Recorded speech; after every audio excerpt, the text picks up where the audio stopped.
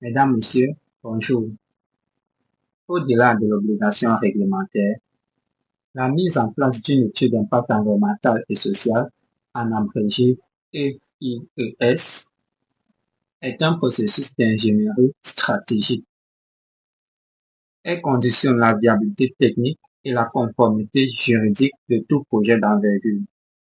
Aujourd'hui, je vous propose de détailler les 4 phases structurelles indispensables à la réalisation d'une étude d'impact environnemental et social rigoureuse.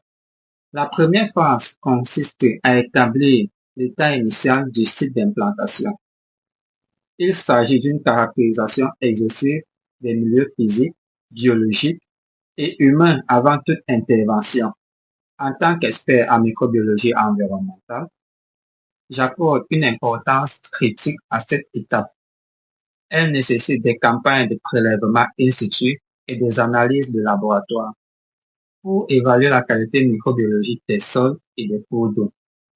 Ce diagnostic scientifique constitue le référentiel zéro du projet. La deuxième phase est l'évaluation prévisionnelle des impacts.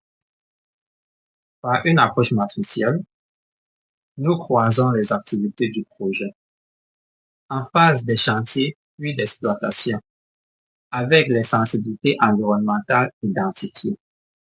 Nous mesurons l'intensité, l'étendue et la réversibilité des perturbations potentielles, qu'il s'agisse de la modification des biotopes, des risques de contamination ou des mutations socio-économiques locales.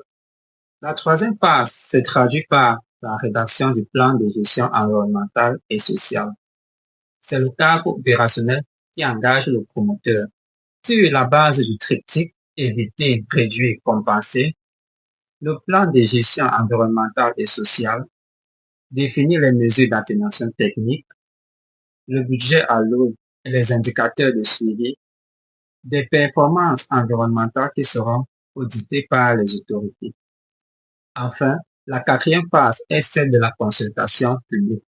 Ce mécanisme réglementaire permet de présenter les conclusions de l'étude. Cette démarche garantit la transparence du projet, intègre les observations légitimes et sécurise l'acceptabilité sociale, indispensable à l'obtention du quitus environnemental délivré par l'État.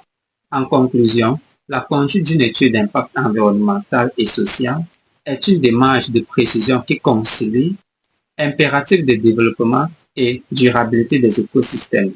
La rigueur scientifique appliquée dès le démarrage du projet demeure le meilleur garant de sa pérennité. Pour intégrer cette expertise technique et sécuriser la conformité de vos futures infrastructures, je me tiens à votre disposition pour collaborer sur vos prochains cahiers de charges. Je vous remercie pour votre attention.